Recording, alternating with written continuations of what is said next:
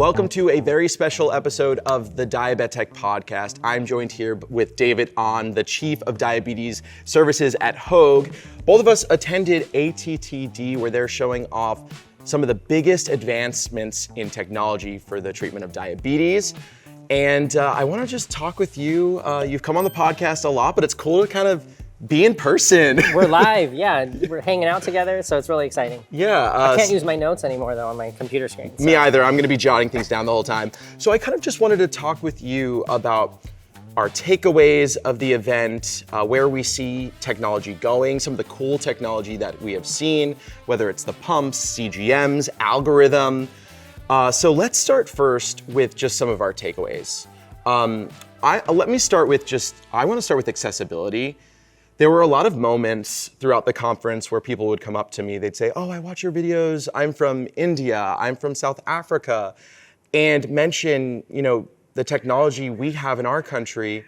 We're still using the Libre 1. We don't have automated insulin delivery systems. We have to use a device on our continuous glucose monitor to make it automated. And I guess this was really my first time experiencing it firsthand, getting this information from people at these locations. Yeah. What has kind of been your experience so far? Because you've been working in this field a lot longer than me. Yeah, I actually had a very similar experience. About a year and a half ago, I went to a conference called the International Diabetes Federation conference, and it was in Portugal. And that is actually really well attended by, like African, South Asian countries.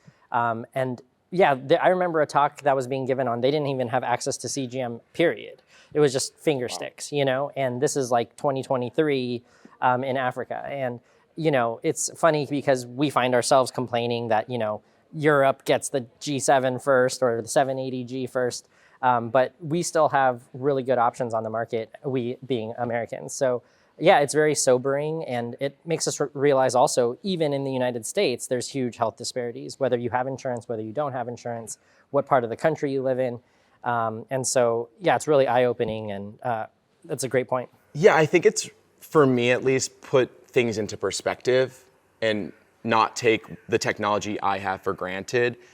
And it's also made me want to advocate for these areas and do more investigative research and bring these people onto my show to talk about their experiences. Now I feel bad just saying, I want to have my CGM readings right on my watch, or in my car. There are other priorities. And that's something I heard a lot from these companies when I tell them, hey, there's this feature that I would really love. And oftentimes they'd say, we really want to bring that to you, but it does come down to priorities. There's only so many people we have, only so many resources we have to do that. Another thing that was mentioned a lot was this term of time and tight range. So we hear time and range often. Time and range for people who use milligrams per deciliter is 70 to 180. And I find that that's the main goal that is promoted, but time and tight range, I believe, is around 70 to 140. Now, we attended a panel yesterday. What were some of your takeaways with this time and tight range? Yeah, I think it's a really interesting concept. So generally speaking, 70 to 140 is going to be more of the glucose profile of someone without diabetes. And so on one hand, I think it's exciting to kind of define this metric. It's a sign that our tools and medications are getting better to the point that we can start to, achieve time and tight range. And we can, what I talk about with my patients is we can get greedy, right? We can say, okay, not only do we have a time and range above 70%, now we can focus on a time and tight range as a target. However, as they talked about last night, there's also kind of there's a good side and a dark side to time and tight range, because we don't want to introduce additional burden to people living with type 1 diabetes, because it's really, really hard to keep blood sugars in range, And so I think that's kind of the concern that was even discussed on the panel, is we don't want to make people feel bad. We don't want to increase distress.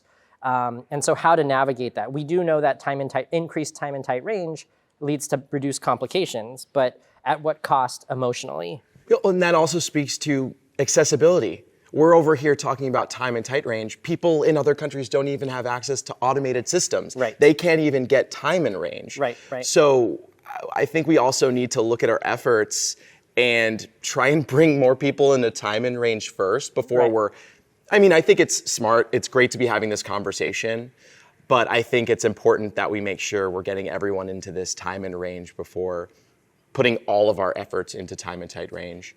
That's totally fair. And something I brought up to you last night was I'm on IAPS. It's a DIY system. And interestingly, on the app, on the statistics page, it uses time and tight range. Right. There are no statistics for time and range. So that already is, at least in the DIY space, they're beginning to put a little more focus in time and tight range. Something that was interesting to me in the panel last night in this area was they mentioned pregnancies. So for pregnancies, they use time and tight range because they want to have a stricter glucose control for the health of the fetus. So one thing they mentioned was, people who are pregnant really work so hard to get there, and they are able to get success there. And then after their pregnancy, they want to continue that because they were able to do it. So I don't know, that just stood out to me. Do you have any experience with that? I do. So yeah, it's funny because, we were sitting next to someone else with type 1, living with type 1, and he kind of was surprised by the same thing. So just for background, in pregnancy, it's slightly different, but it's more or less the same. The time and range that you shoot for is 63 to 140. So very similar to the 70 to 140 target. Time and tight range target that we're talking about. And it is true. I mean, if you can think about your own experience or your family's experience, think about the things that women do. They won't eat certain foods, right? My wife didn't eat like unpasteurized cheese, or I'm probably butchering what all the rules were, but they don't eat fish, and they'll avoid all these things for 9 months because they're so focused on the health of their baby. But it's hard. I mean, it's hard to extend that to the rest of your life, right?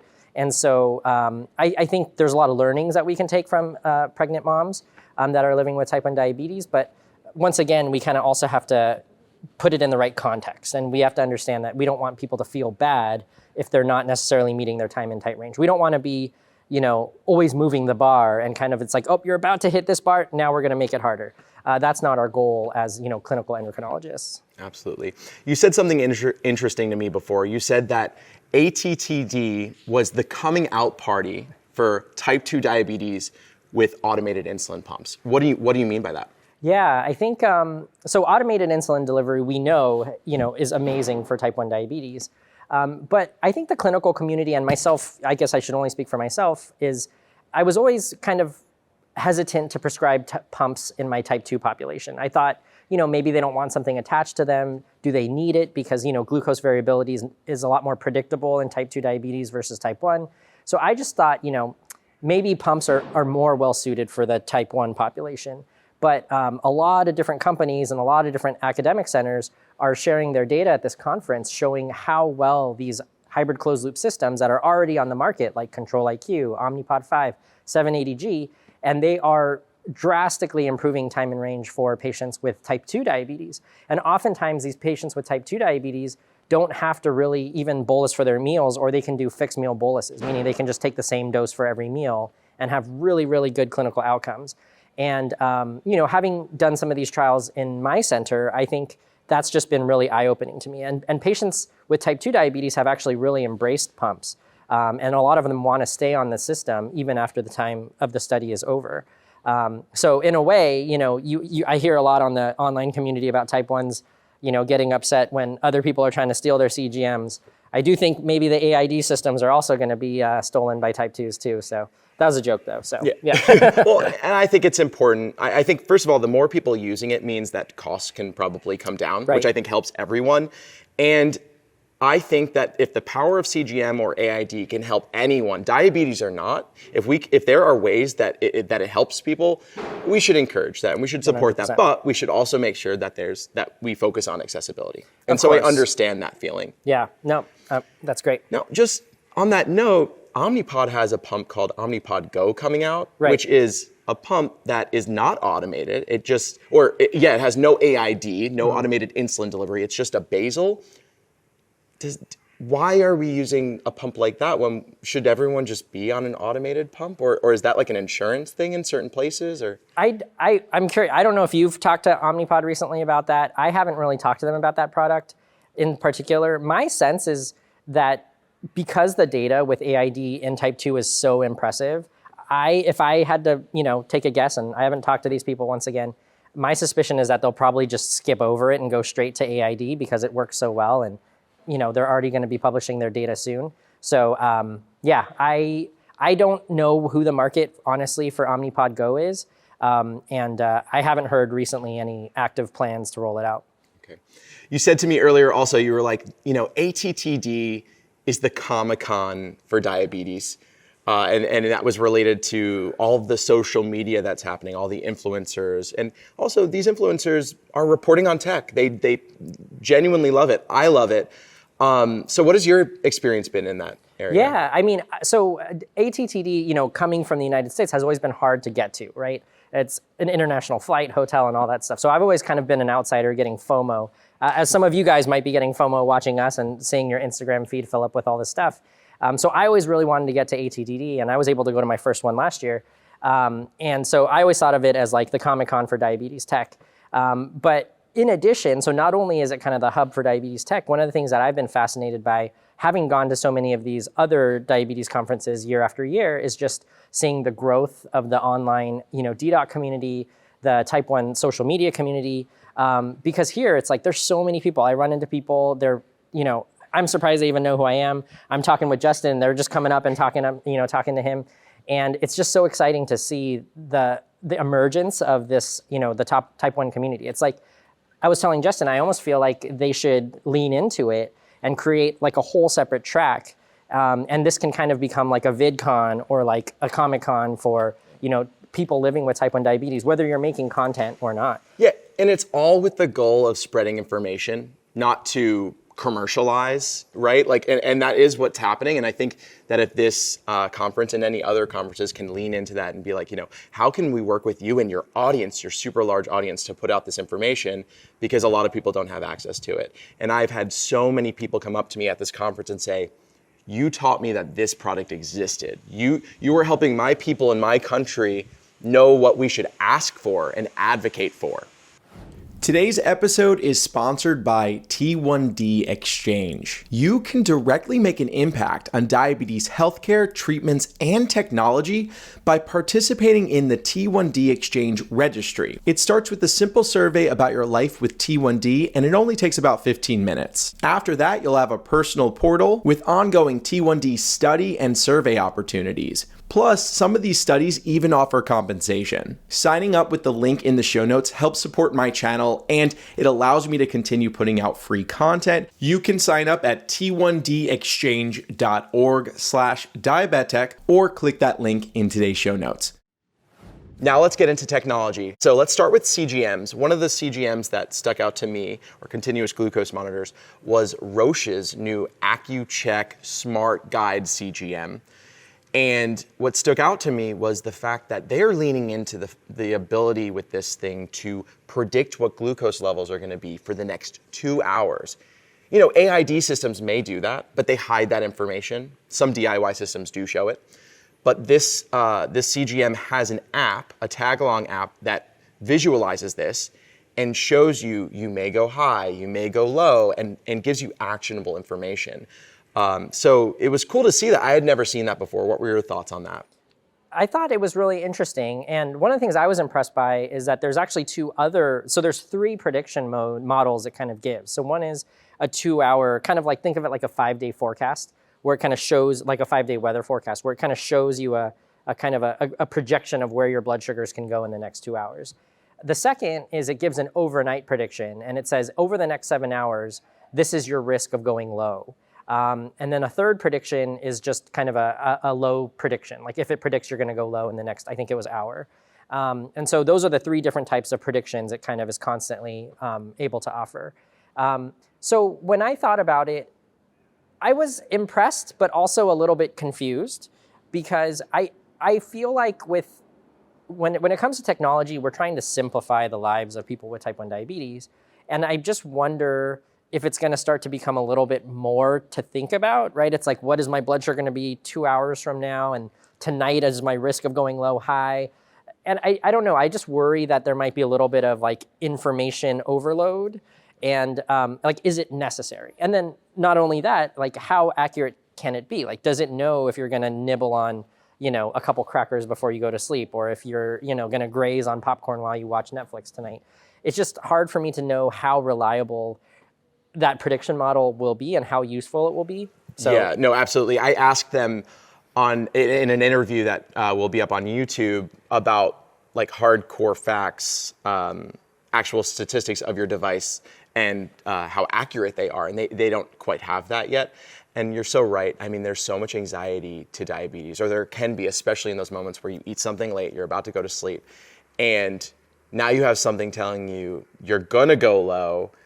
That's gonna give you a little more anxiety. I mean, it's interesting. I really want to see how it plays out. If it does come out, and seeing if it helps dampen the anxieties or increases them. I see it going. It could go both ways, and it also depends on the person. Yeah, that's definitely true. I mean, I think one thing I do get excited about is, I'll say this over and over again in every video probably, that competition is good, right? It's going to bring down prices. It's going to make people come up with better, newer ideas. Not every idea is going to be a home run, but the more players you have, the more options people have, everyone's going to win. And so that's what I'm most excited about, the AccuCheck Smart Guide.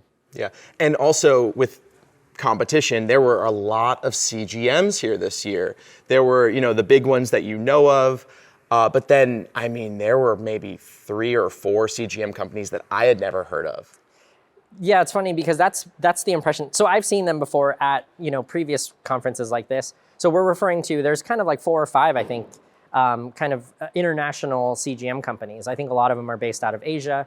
And it's funny because, they have these really fancy booths and they have these CGMs, but we never have heard of them. We don't see them around. And so I honestly actually don't know what to think, because they publish, all this data about their MARD, but we know that in the United States and Europe, there's very strict criteria for these approvals. You have to go through all these studies, and it's very rigorous. And not to say that China and Asia are not, but I just don't know, because a lot of these CGMs are only available in like Asian markets. And so it's curious. Like, a part of me, like I said, I want more competition, cheaper options. But obviously, I also want reliable sensors. So it is always just fascinating to see how many companies and products there are, even outside of CGM, that are only available outside the United States. Yeah, one of the CGMs that stuck out to me was from a major player, from Medtronic. They have the new Simplera. So there's 2. There's Simplera, Simplera Sync. Simplera works with InPen, and Simplera Sync works with their 780G system. Another thing that we saw a lot of this year were smart insulin pens, and Simplera works as a CGM combined with Medtronic's InPen, a smart insulin pen, and together the CGM lets the InPen know what your readings are, the InPen app, what your readings are, and how much insulin you should get based off of the carbs you're taking and the insulin on board. What was your take on just like all the smart pens that we saw this year? Yeah, in addition to CGMs, there's a lot of different connected pen companies, right? Connected pens or smart pens. Some of them are caps that will go on top of your existing pens. Some of them are whole pens, like the InPen altogether. I feel like it's a really exciting idea that hasn't yet taken over. The InPen has been out in the United States since like 2018 or something like that, maybe even earlier.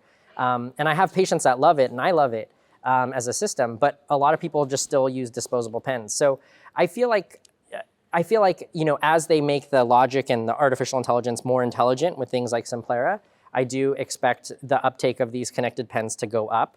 But I feel like I'm still waiting for that kind of hockey stick growth curve moment for connected pens in general. But I think it holds so much promise, and I think, Lilly's coming up. They have the Tempo connected pen. Novo just recently acquired a company called Mallia, Mallya. So I think there's going to be a lot more connected pen options on the market soon, and we'll see if they really gain a foothold in patients. Yeah, and then Abbott acquired Barefoot Medical, so Freestyle Libre may have a connected pen. Correct. So yeah, Bigfoot is a connected pen that pairs with the Freestyle Libre. So it's almost here, or it's already here, and we'll just see if it really takes off with patients. But one thing, there's a CGM we didn't talk about, which is the Dexcom Stelo. Oh yeah. That was a big announcement. They got FDA approval. It's a 15-day sensor that's available over the counter without a prescription. So that was kind of crazy news. We knew it was coming, but I don't think I was expecting it this soon. I wasn't expecting a no prescription too, because it's for people with type 2 diabetes. But if you don't need a prescription, anyone can Yeah, get it's this not over the really- counter. Right. And they can't say it, Correct. but this CGM may very likely be picked up by people in so many areas, athletes, nutritionists, to start implementing continuous glucose monitoring into their experiments, research, and things like that. Yeah, I mean, I think, so just a couple of big important differences that you should be aware of is it only checks blood sugar every 15 minutes. So that's a very big difference from the G7, but it is based off of the G7 platform.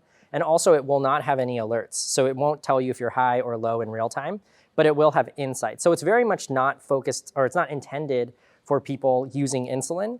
I think it's great because if you're in a pinch and your doctor's not getting back to you, or your insurance company's being stupid because they always are, it is nice to have that option to be able to like just get one real quick from a pharmacy or directly. But it will have some feature limitations that do make it more specific for either the wellness or metabolic community, or type 2s not requiring insulin. So, for those of you that get really upset about, people wearing your G7s, they finally have kind of like a different version, kind of more tailored for them. And speaking of G7, it was also announced that direct to watch is finally happening. It is cleared by the FDA, and Dexcom G7 will now be able to connect directly to a watch. There were a few things that I was able to get in an interview with Dexcom. That video is now up on my Patreon, but some stuff that I took away were there's no share follow at launch. Yeah. Which is unfortunate because I know a lot of people that were pushing for this were parents whose kids play soccer and they want their kids to be connected so they can watch, on the side of the field, anything like that. I think that that's one major reason we want to see this. I mean, there's a lot of other reasons. Just being untethered from your phone is fantastic. Yeah. But I believe that the release is starting in the UK at first, which is funny. The FDA cleared it, but it's starting there. I don't know the specifics. There's more questions to be asked, but they are saying by the end of the spring, it should be in the US, which is exciting. Yeah, I think it's one of those things like I won't believe it until I see it at this point. I always joke around. They have been announcing it since like 2016. But I think the fact that it's FDA cleared, they're saying it's going to be out within a few months. I do think it's finally essentially here. But I agree. I am disappointed. I didn't know that until you shared it with me, that it's not going to have the share follow feature at launch, which is a bit disappointing. Yeah. Were there any pumps or algorithms that stuck out to you at this conference? Yeah, so there's a lot of kind of academic sessions that kind of happen continuously throughout the conference. I actually just went to one this morning that was talking about just meal detection algorithms and how it made me excited for the fact that I think AID systems in the very near future are going to be less and less reliant on having to dose for meals. So I think we're getting very, very close to the time where you no longer will have to even announce your meals. And some algorithms like the 780G already perform pretty decently without meal announcements. Not perfectly, not above time in range 70%. So I'm not recommending you don't do meal announcements, but it gets by.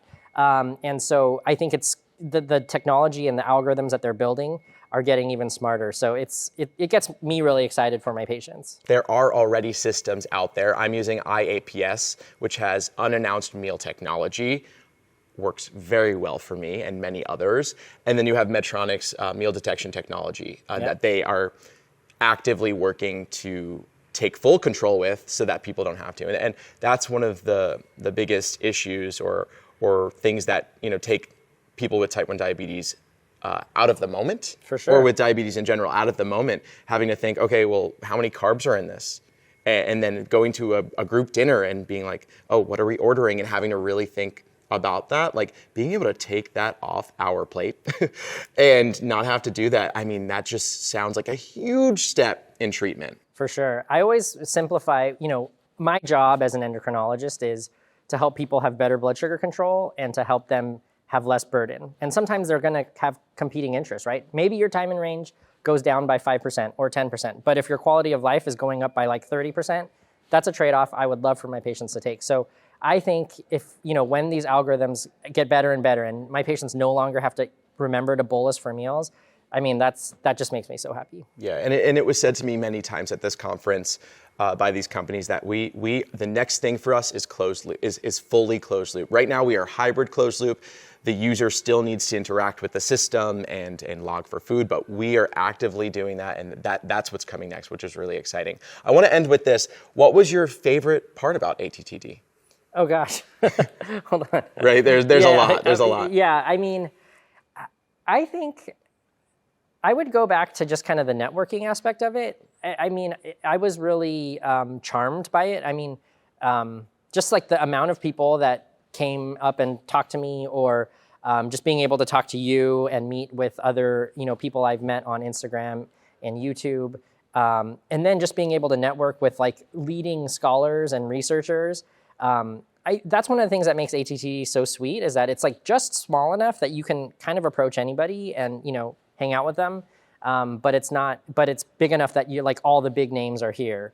And so I think that's just what I loved, is just being able to have like passing conversations with like a leading expert on hypoglycemia from the UK, and then being able to talk to Justin. And that's just what I loved about it. Yeah, kind of the same for me, being able to meet all of these people that I've seen their name in email, I've talked to them over Zoom, but also just the cultures coming together. And that's also why I love just coming to Europe in general. There are so many cultures so close together with different lived experiences, different traditions, and being able to be in a space and understand how diabetes is affecting each person in their own way, also related to kind of where they come from, was fascinating. And I definitely think that this is, has been one of my favorite parts since I've, entered this whole community. And this community is just so wonderful. Everyone has a story. Everyone is here for a reason, and it's because they've been impacted by diabetes, whether they have it themselves, they have a family member, and they want to make living with the disease easier. It's beautiful. Yeah, I mean, I would heavily recommend, if you're watching this, you have some sort of interest in type 1 or type 2 diabetes, try to make your way to some of the bigger conferences, whether it's ADA in June in the United States, EASD in Europe in the fall, ATTD usually in the spring. And Friends for Life, that's for families and children. So there are a lot of conferences out there, and if you're looking for community, if you want to feel less alone with your disease, there are so many people that want to talk to you, want to be your friend, and want to share their story, and want to hear yours. So thank you everyone for watching. Thank you, David, for joining. This has been so awesome. There's so much more content left besides this podcast. So I've got a bunch of videos on YouTube, social media, another podcast with Medtronic. And then David, what's some of the stuff that you've put out that they should check out? I did a quick guided tour of the exhibition hall, if you've ever wondered what it's like. I have an interview with Jordan Pinsker, who's the Chief Medical Officer of Tandem. I may have some content on Simplera. So yeah, just check out my channels as well. And looking forward to meeting you potentially. Yeah, those are down in the description. As always, give this video a like if you enjoyed it, and subscribe to the channel for a lot more content. Click that bell for alerts. I'm Justin, this is David, and we'll tech you later.